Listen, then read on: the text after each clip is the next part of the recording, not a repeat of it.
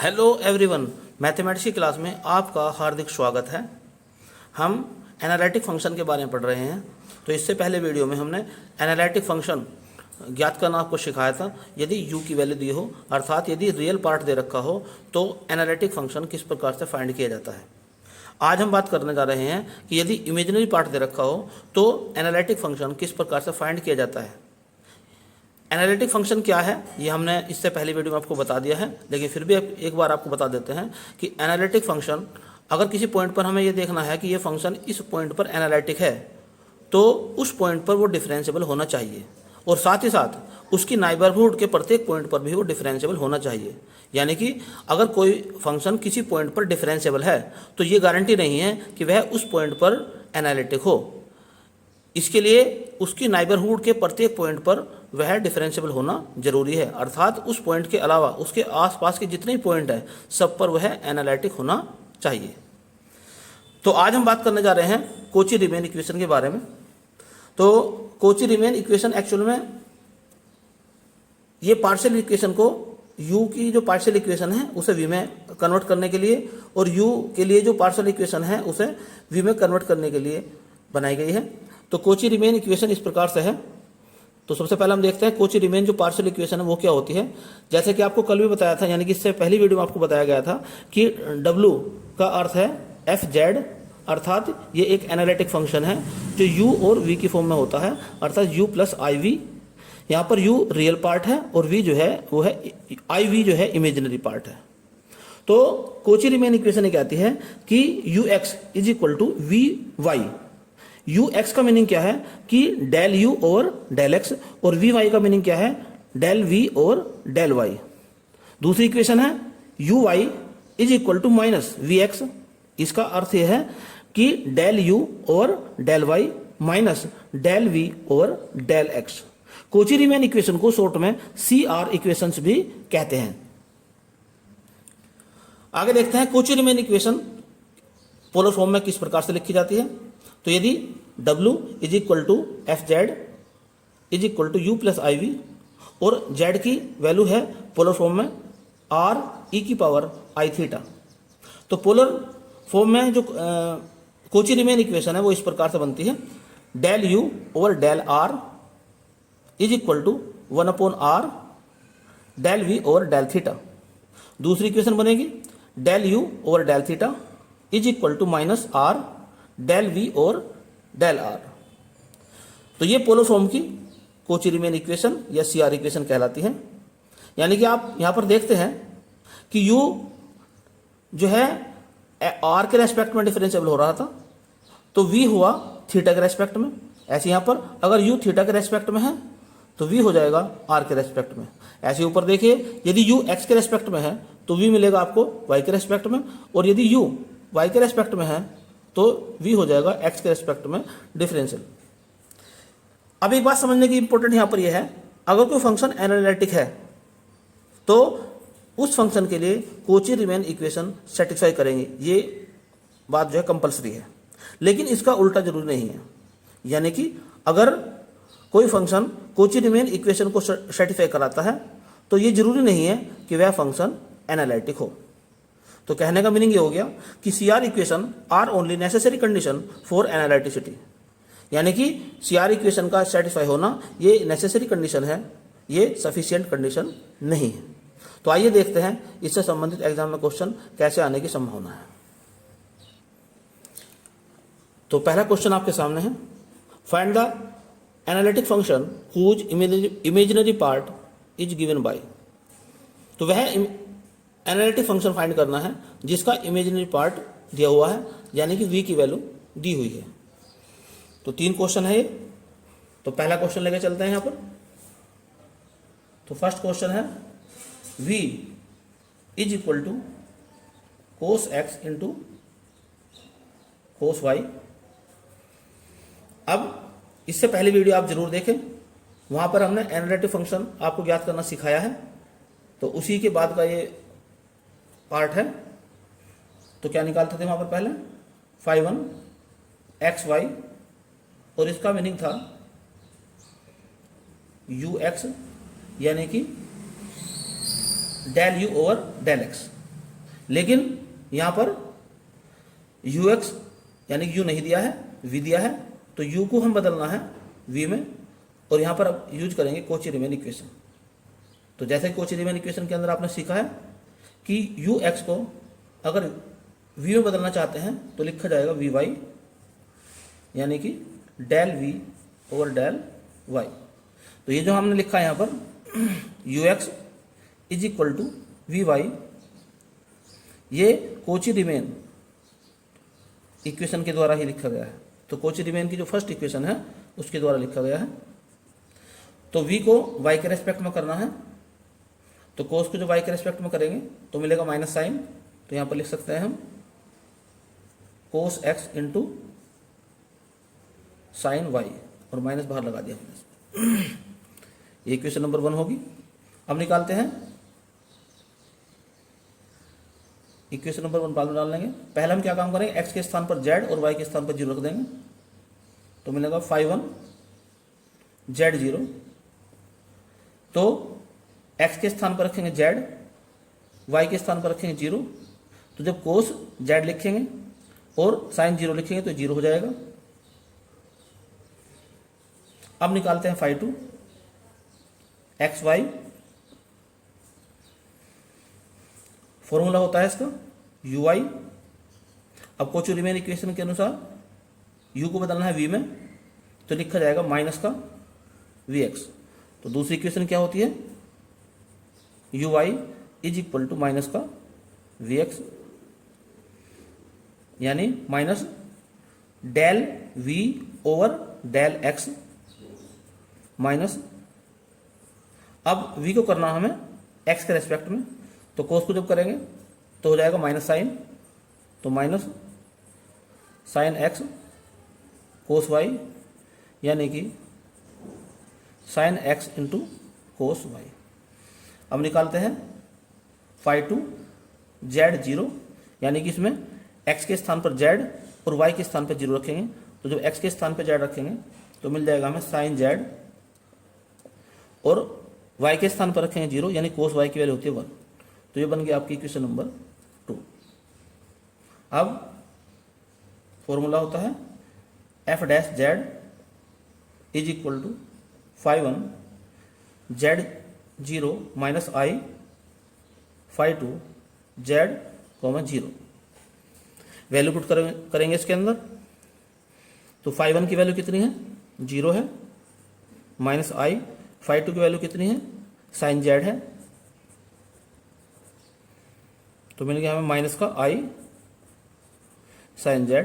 अब दोनों ओर का इंटीग्रेशन करेंगे तो मिल जाएगा हमें F Z is equal to minus I बाहर निकाल देंगे, integration of sine Z D Z plus C minus I, और साइन का इंटीग्रेशन होता है minus cos Z plus C. तो इस प्रकार से जो एनालिटिक फंक्शन में प्राप्त हो गया है आई कोस जेड प्लस सी, ये मिल गया हमें। और यदि यहाँ पर हम इसको इमेजिनरी और रियल पार्ट में अलग अलग भी तोड़ना चाहें तो उसे कर सकते हैं, यानी कि जेड के स्थान पर रख सकते हैं एक्स प्लस आई वाई। तो यदि इसे हम यू प्लस आई वी की फॉर्म में लाना चाहते हैं तब इसमें हम करेंगे आई cos x plus I Y plus C आई। अब कोस की वैल्यू खोल देते हैं, कोस ए प्लस बी, तो cos A plus cos B minus sine A sine B, और प्लस का यहाँ पर सी है ही।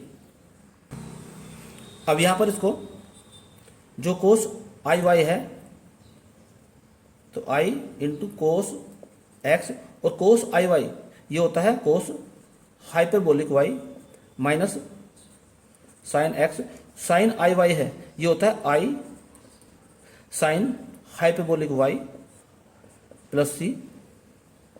आई के अंदर मल्टीप्लाई कर दो तो I cos X cos hyperbolic Y, यहाँ पर माइनस है और आई इंटू आई स्क्वायर तो प्लस हो जाएगा अभी, तो sine X into sine hyperbolic Y plus C. तो फाइनली हम इसे इस प्रकार लिख सकते हैं, तो sine X into sine hyperbolic Y plus C plus I cos X cos hyperbolic Y. तो इस प्रकार से कन्वर्ट हो गया u प्लस आई वी की फॉर्म में। और यदि ये भी कहा जाए कि इसका रियल पार्ट और इमेजिनरी पार्ट बताओ, तो रियल पार्ट तो u है इसका, यानी कि ये आपका हो जाएगा sine X sine hyperbolic Y plus C, और इमेजिनरी पार्ट जो हो जाएगा इसका v, ये हो जाएगा आपका कोस एक्स और कोस हाइपरबोलिक वाई। तो इस प्रकार से एक कंप्लीट सॉल्यूशन इसका हो गया। नेक्स्ट क्वेश्चन आपके सामने है, v की वैल्यू दी है x minus Y upon x square plus Y square. तो सबसे पहले निकालते हैं फाई वन एक्स वाई यानी कि यू एक्स, और कोची रीमान इक्वेशन में कन्वर्ट करेंगे इसे हम, तो बन जाएगा वी वाई बन जाएगा ये, यानी कि del over del Y X minus Y upon x square plus Y square. तो वाई के रेस्पेक्ट में इसका डिफरेंशिएशन करते हैं, तो नीचे वाले का स्क्वायर तो X square plus Y square का स्क्वायर, फिर ऊपर लिखा जाएगा X square plus Y square, और ऊपर वाले का करेंगे differentiation with respect to Y, तो मिलेगा -1 माइनस एक्स माइनस वाई, नीचे वाले का डिफरेंशिएशन करेंगे तो मिल जाएगा 2y। तो सिंप्लीफाई करने के बाद में ये आ गया minus x square minus 2xy upon x square plus Y square का होल स्क्वायर। अब क्या काम करेंगे, फाई वन जेड जीरो, यानी इसमें x के स्थान पर z तो माइनस जेड स्क्वायर, और y के स्थान पर 0 अपॉन जेड स्क्वायर प्लस 0 का स्क्वायर, तो ये मिल गया आपको 1 अपॉन जेड स्क्वायर, या कह सकते हैं इसको z की पावर -2, इक्वेशन नंबर 1। अब निकालते हैं phi two X Y, formula होता है इसका यू आई, और कोची रीमान इक्वेशन में कन्वर्ट करेंगे तो वी एक्स, यानी कि जो दिया हुआ फंक्शन है v के फॉर्म में, जो v का जो फंक्शन है इसको आप x के रेस्पेक्ट में पार्शली करेंगे, तो del over del x minus Y upon x square plus Y square. तो सिंप्लीफाई करने के बाद में आपको मिलेगा minus x square plus Y square plus 2xy upon x square plus Y square का स्क्वायर। अब इसमें भी क्या काम करेंगे, x के स्थान पर z और y के स्थान पर 0 रखेंगे, तो फाई टू जेड 0 मिलेगा हम x के स्थान पर क्या रख देंगे हम z का स्क्वायर, y के स्थान पर रख देंगे 0, नीचे जेड स्क्वायर 0, तो ये हमें मिल जाएगा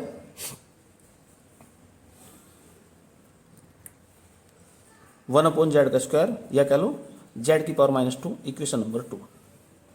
अब हम निकालते हैं f डैश z, और फॉर्मूला होता है फाई वन जेड 0 माइनस आई फाई टू जेड 0। अब ये वैल्यू इसके अंदर रखेंगे,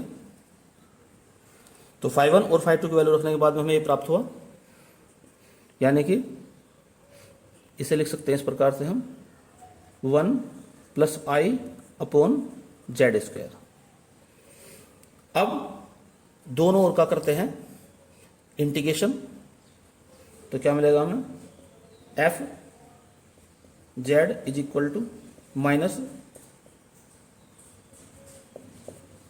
1 प्लस आई, ये बाहर निकल जाएगा, इंटीग्रेशन ऑफ जेड की power -2 D Z plus C, तो 1 प्लस आई, और इसका हो जाएगा आपका जेड की power -1 upon -1 plus C, minus से माइनस कैंसिल हो जाएगा, तो F Z is equal to मिल जाएगा आपको 1 plus I upon Z plus C.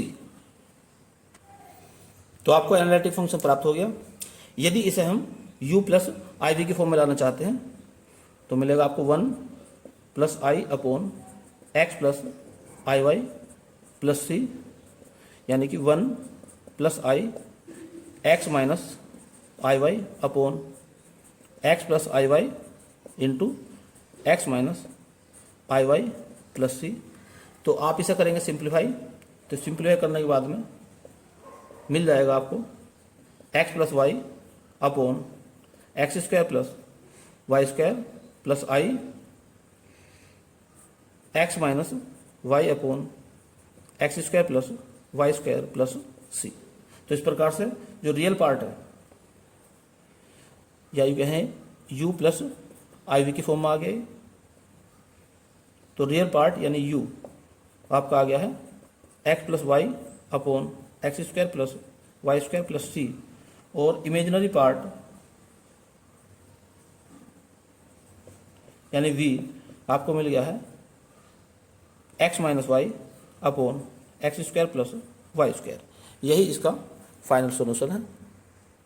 Next question आपके सामने है, v दिया है tan inverse y upon x, तो इसे आप स्वयं करेंगे तो फाइनल जो आंसर आ जाएगा f Z is equal to log z आ जाएगा प्लस सी, ये इसका आएगा एफ जेड।